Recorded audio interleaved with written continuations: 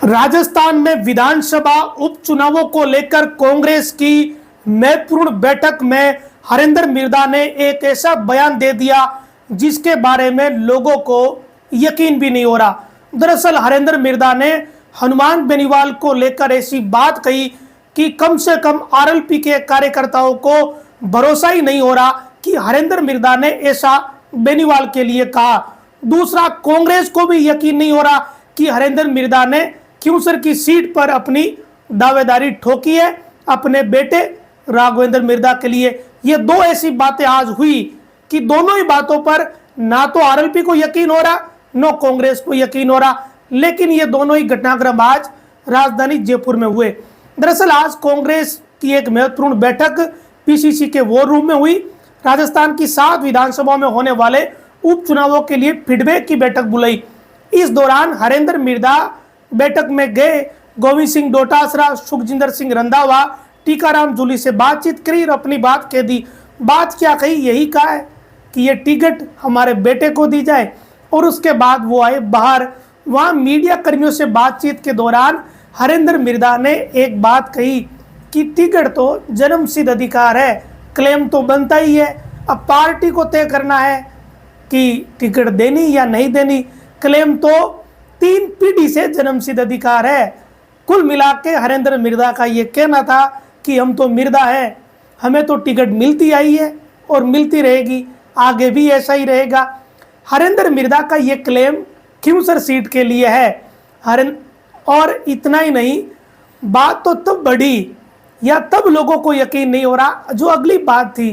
दरअसल हनुमान बेनीवाल को लेकर जब सवाल पूछा गया तब हरेंद्र मिर्दा ने यह कहा कि हनुमान बेनीवाल को खुद 1 घंटे के बाद याद नहीं रहता कि उसने क्या कहा था। बात यही नहीं रुकी, आगे जब खरनाल वाले घटनाक्रम को लेकर पूछा गया तब भी उन्होंने कहा कि किसी धार्मिक मंच पर राजनीतिक या कोई अन्य तरह की बात करना ठीक नहीं है, ये गलत ट्रेंड शुरू हो गया है। ये बात तो ठीक है जो हरेंद्र मिर्दा ने कही, लेकिन लोगों को यकीन इस बात पर नहीं हो रहा कि हरेंद्र मिर्दा ने हनुमान बेनीवाल के लिए ये कहा कि हनुमान बेनीवाल को खुद 1 घंटे बाद याद नहीं रहता कि उसने क्या कहा था। अब लोगों को यकीन क्यों नहीं हो रहा, ये बात मैं आपको बताऊं। यकीन नहीं होने के पीछे का कारण, दरअसल विधानसभा चुनाव सबको याद है जब हरेंद्र मिर्दा अपनी ही भतीजी ज्योति मिर्दा के सामने चुनाव लड़ रहे थे और यहाँ आरएलपी ने अपना प्रत्याशी नहीं उतारा। आरएलपी के कार्यकर्ताओं नेताओं ने खुलेआम हरेंद्र मिर्दा की मदद करी और हरेंद्र मिर्दा बड़े आराम से ये चुनाव जीत गए। आरएलपी के झंडे लगी गाड़ियां कांग्रेस के लिए टिकट वोट मांग रही थी।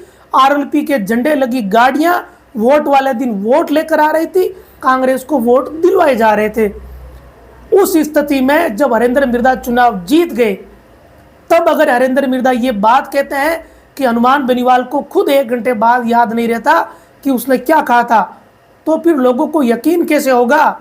हरेंद्र मिर्दा तो वही हैं जिनके लिए आरएलपी के कार्यकर्ताओं ने कई दिन तक दिन रात एक कर दिए थे ताकि हरेंद्र मिर्दा चुनाव जीते और ज्योति मिर्दा चुनाव हारे। अब सवाल ये खड़ा हो गया है कि आरएलपी के कार्यकर्ता क्यों दौड़े थे? ज्योति मिर्दा को हराने के लिए दौड़े थे या हरेंद्र मिर्दा को जिताने के लिए? और हरेंद्र मिर्दा क्या सोच रहे होंगे कि वो कैसे चुनाव जीते?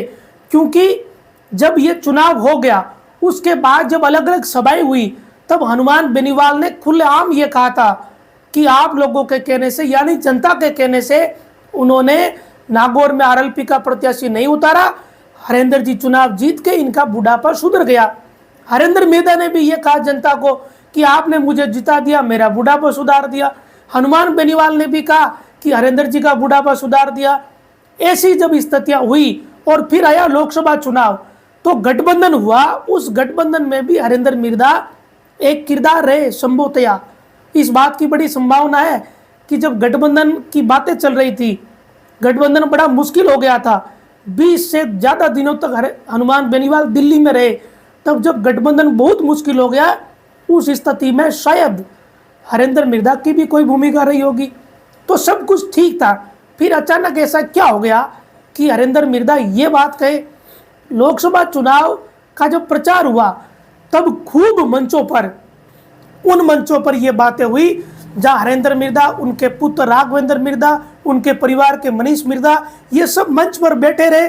उस दौरान हनुमान बेनीवाल ने कहा कि हरेंद्र जी चुनाव जीत गए, आरएलपी ने इनकी मदद करी थी। इस तरह की बातें मंच से कही गई थी। फिर चुनाव हुआ, लोकसभा चुनाव, हनुमान बेनीवाल जीत गए। उसके बाद चीज़ें बदल गई। चीज़ें इतनी बदली कि धीरे धीरे सबकी दूरियां बढ़ती गई। हनुमान बेनीवाल ने कांग्रेस के नेताओं के खिलाफ कई बयान दिए, विशेषकर गोविंद सिंह डोटासरा को लेकर कुछ बातें कही गई। इतना ही नहीं, उमेदराम बेनीवाल, हरीश चौधरी, इनकी वो अदावत वो अपनी है। उमेदराम बेनीवाल आरएलपी से थे, उनको हरीश चौधरी व डोटासरा तोड़ कर ले गए, तो जाहिर तौर पर बेनीवाल का दिल दुखा होगा, इसलिए उन्होंने वो बातें कही होगी। लेकिन हरेंद्र मिर्दा को लेकर ऐसा कुछ नहीं रहा। फिर भी हरेंद्र मिर्दा ने ये बात कही, तो ये बात लोगों को इसका यकीन नहीं हो रहा। लोगों के लिए ये बात चौंकाने वाली है कि हनुमान बेनीवाल को लेकर हरेंद्र मिर्दा ऐसा क्यों कह रहे हैं, जबकि शायद राजनीति में कम से कम 20 सालों के इस पूरे राजनीतिक कैरियर में जो हनुमान बेनीवाल का रहा है मुख्य धारा का, उसमें हनुमान बेनीवाल ने कभी रामनिवास मिर्दा के परिवार को लेकर शायद ही कोई टिप्पणी करी हो। सार्वजनिक तौर पर कभी ऐसा नहीं सुना गया जब रामनिवास मिर्दा या हरेंद्र मिर्दा को लेकर हनुमान बेनीवाल ने कोई टिप्पणी करी हो, कभी ऐसा सुना नहीं गया। फिर भी हरेंद्र मिर्दा ने कहा कि हनुमान बेनीवाल को खुद 1 घंटे बाद याद नहीं रहता कि उसने क्या कहा। पता नहीं इसके पीछे का क्या कारण है, लेकिन ये बात आज हरेंद्र मिर्दा ने कही है। लेकिन ये चौंकाने वाली बात है कि आप उस आदमी के लिए बात कह रहे हो जो मंच पर आपकी मौजूदगी में ये कहता रहा कि हरेंद्र जी को चुनाव जिता दिया, हमने प्रत्याशी खड़ा नहीं किया, आप चुनाव जीत गए। अगर ये बात गलत होती तब हरेंद्र मिर्दा को तभी इसका एतराज़ कर लेना चाहिए था। किसी ने इस बात को काउंटर नहीं किया।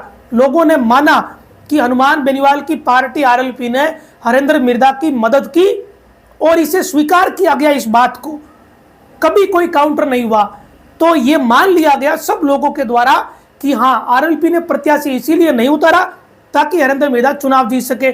जब ये सब कुछ हो गया, सबको खुलेआम पता है कि आरएलपी की मदद हुई, हरेंद्र मिर्दा चुनाव जीते, तो फिर अब ये सब चीजें क्यों करी जा रही है, इसके पीछे का क्या कारण है? वैसे कारण बड़ा सिंपल है, आगे चुनाव है। शायद हरेंद्र मिर्दा अपने बेटे राघवेंद्र मिर्दा को चुनाव लड़ाना चाहते हैं, इसीलिए टिकट भी मांगा गया और इसीलिए कहा गया ये हमारा जन्मसिद्ध अधिकार है क्योंकि ये मिर्दा है। अब आज कांग्रेस के प्रभारी सुखजिंदर सिंह रंधावा, गोविंद सिंह डोटासरा, टीकाराम जूली, इन सब के सामने उन्होंने कोई डिमांड अपनी रखी होगी, जाहिर तौर पर इसीलिए गए होंगे। तो अब देखना यह है कि जब आगे स्थितियां बनेगी चुनाव वाली और राघवेंद्र मिर्दा को टिकट मिल गया, तब खींवसर में किस तरह की बयानबाजी होती है। अजीब स्थिति है राजनीति की। विधानसभा चुनाव में इनडायरेक्टली मदद करी गई, हरेंद्र मिर्दा चुनाव जीत गए। लोकसभा चुनाव आते आते सब एक साथ हो गए, एक ही मंचों पर रहे, सब ने एक दूसरे की खूब प्रशंसा करी। और अब जब आगे विधानसभा चुनाव आ रहा है तो अभी से ऐसी स्थितियां लग रही है कि ये जब आमने सामने होंगे तो पता नहीं कितनी खींचतान होगी, कैसे कैसे बयान देंगे। वैसे राजनीति में ये बहुत सामान्य बात है, आम लोगों के लिए ये बात बड़ी टेढ़ी है। आम लोग समझ नहीं पाते इन बात को और यकीन भी नहीं होता कि जो कल तक मंच पर एक साथ थे वो आज खिलाफ है, आज एक दूसरे के खिलाफ बयान दे रहे। हालांकि हनुमान बेनीवाल ने कभी हरेंद्र मिर्दा या उनके परिवार को लेकर कोई ऐसी टिप्पणी करी नहीं और आज से पहले शायद हरेंद्र मिर्दा ने भी नहीं करी। ऐसा नहीं सुना गया कभी। जब पिछला उपचुनाव भी हरेंद्र मिर्दा और नारायण बेनीवाल ने आमने सामने लड़ा तब भी कोई ओछी टिप्पणियां या कोई तिक्की टिप्पणी, तिक्के बयान नहीं हुए थे। वो पूरा चुनाव हमने कवरेज किया था, बड़ा सामान्य चुनाव रहा, प्रचार बड़ा, बयानबाजियां खूब हुई, लेकिन वो सरकार के खिलाफ रही। हनुमान बेनीवाल ने तब कहा था कि पूरी सरकार को अशोक गहलोत ने मेरे खिलाफ चुनाव मैदान में उतार दिया। लेकिन हरेंद्र मिर्दा के लिए कोई निजी टिप्पणियां हनुमान बेनीवाल या उनके परिवार ने नहीं करी थी, नारायण बेनीवाल ने, और ना ही हरेंद्र मिर्दा ने बेनीवाल परिवार को लेकर करी थी। लेकिन अब हरेंद्र मिर्दा ने ये बात कही, पता नहीं इसके पीछे का क्या कारण है, लेकिन ये कह दिया गया। अब झुंझुनू, दौसा, देवली, उनियारा, खींवसर, सेलूंबर, चौरासी, रामगढ़, ये 7 सीटें जहाँ पे उपचुनाव होने, और इनमें से एक सीट ये है सेलूंबर, ये बीजेपी के पास रही है। खींवसर में 84 क्षेत्रीय पार्टियों के पास रही है और बाकी कांग्रेस के पास रही है। तो कांग्रेस थोड़ी पहले से ही मजबूत है, कांग्रेस को लगता है कि हम हमारी सीटें तो वापस बचा ही लेंगे, कहीं ना कहीं टांग और अड़ाएंगे। इस उपचुनाव में टिकट वितरण जब होगा उसमें कांग्रेस के टिकट वितरण के हिसाब से गोविंद सिंह डोटासरा की भूमिका बड़ी ही महत्वपूर्ण रहेगी। इसके पीछे का कारण यह कि ये उपचुनाव का टिकट वितरण है, इसमें कांग्रेस का आलाकमान या कांग्रेस का राष्ट्रीय नेतृत्व ज़्यादा पंचायती नहीं करेगा। ये स्टेट पॉलिटिक्स का मामला है और स्टेट पॉलिटिक्स में आज की तारीख में डोटासरा वन मैन है सबसे बड़े, क्योंकि वो प्रदेश अध्यक्ष है, उसके बाद अशोक गहलोत, सचिन पायलट है। तो अब देखना ये कि डोटासरा कौन सा तीर निकालता है, क्योंकि हनुमान बेनीवाल व गोविंद सिंह डोटासरा के बीच कितनी बनती है ये सबको पता है, और कितनी इनकी अदावत है वो भी सबको पता है, जग जाहिर है। तो शायद डोटासरा भी कोई ना कोई कोशिश करेंगे कि किसी ऐसे व्यक्ति को टिकट दिया जाए जो परेशानी का सबब बन सके। तो ये सब कुछ सियासत में चल रहा है। आज की बात ऐसी थी जो नहीं यकीन करने वाली है, तो सोचा बताऊं कि ये वाकई में हुआ है। अब इस पर आप यकीन करो या नहीं करो, लेकिन ये घटनाक्रम आज जयपुर में हुआ। हरेंद्र मिर्धा ने ऐसा ही कहा, अपने बेटे रघुवेंद्र मिर्धा को टिकट दिलाने के लिए उन्होंने दावेदारी ठोकी है। बड़ी बात उन्होंने ये कही कि हमारा तो जन्मसिद्ध अधिकार है, 3 पीढ़ी से ये रहा है और अब भी रहेगा। तो ये देखो, मिर्धा परिवार की अपनी लेगेसी है पुरानी, आज है या नहीं है ये तो जनता को तय करना है, लेकिन पहले लेगेसी रही है। चाहे रामनिवास मिर्धा हो, चाहे नाथूराम मिर्धा हो, एक बड़ा मजबूत पॉलिटिकली बैकग्राउंड इस मिर्धा फैमिली का रहा है। विशेषकर हरेंद्र मिर्धा की बात करें तो रामनिवास मिर्धा का बड़ा एक उनकी धमक रही है और वो अच्छे राजनेता माने जाते रहे। अब आगे की बात बताता हूँ। 21 से लेकर 26 सितंबर तक हरेंद्र मिर्धा नागौर में खींवसर में रहेंगे, लोगों को टंटोलेंगे कि भाई हमने दावेदारी तो पेश कर दी और अगर टिकट मिल गया तो आप लोगों का क्या मूड है, ये जानने के लिए आ रहे हैं। पहले उनको आ जाना था, लेकिन आज वो जयपुर की मीटिंग थी इसलिए आई नहीं। अब हरेंद्र मिर्धा तो रहेंगे 21 से लेकर 26 सितंबर तक, ये प्रस्तावित है खींवसर व नागौर। और 21 व 22 सितंबर को यहाँ के जो प्रभारी बनाए गए हैं कांग्रेस की तरफ से खींवसर के, विधायक मनोज मेघवाल व विधायक डूंगराम गेदर, ये भी खींवसर रहेंगे 21 व 22 सितंबर को और यहाँ फीडबैक लेंगे कि टिकट किसे दिया जाए। तो आज का दिन थोड़ा सा अजीब रहा आरएलपी के हिसाब से, यकीन नहीं हो रहा आरएलपी को, लेकिन ऐसा कुछ हुआ है आज। बाकी आज कांग्रेस के नागौर जिले के बहुत सारे नेता इस बैठक में शामिल हुए थे, अपना अपना फीडबैक गोविंद सिंह डोटासरा को दिया था। कांग्रेस के कार्यकारी जिलाध्यक्ष हनुमान बांगड़ा सहित उनकी टीम भी इस दौरान मौजूद रही थी और सबने अपनी अपनी बातें खींवसर के उपचुनाव को लेकर कही कि किसे टिकट दिया जाए, किसे नहीं दिया जाए, कौन मजबूत है। पिछले दिनों संगठन भी कांग्रेस ने बुला लिया, खींवसर में ब्लॉक अध्यक्ष भी बना दिए गए। तो अब देखना यह है कि गोविंद सिंह डोटासरा, प्रभारी सुखजिंदर सिंह रंधावा, ये किसे टिकट देते हैं और खींवसर के चुनाव मैदान में क्या 2 मिर्धा और बेनीवाल ये सब आमने सामने होंगे, या फिर मिर्धा, डांगा, बेनीवाल ये आमने सामने होंगे। ज़्यादा इसमें फेरबदल नहीं होगा, यही कुछ होने वाला। या तो 2 मिर्धा 1 बेनीवाल चुनाव लड़ेंगे, या फिर मिर्धा, डांगा, बेनीवाल ये चुनाव लड़ेंगे। लगभग ये आज की तारीख तक तो स्थिति कुछ ऐसी है।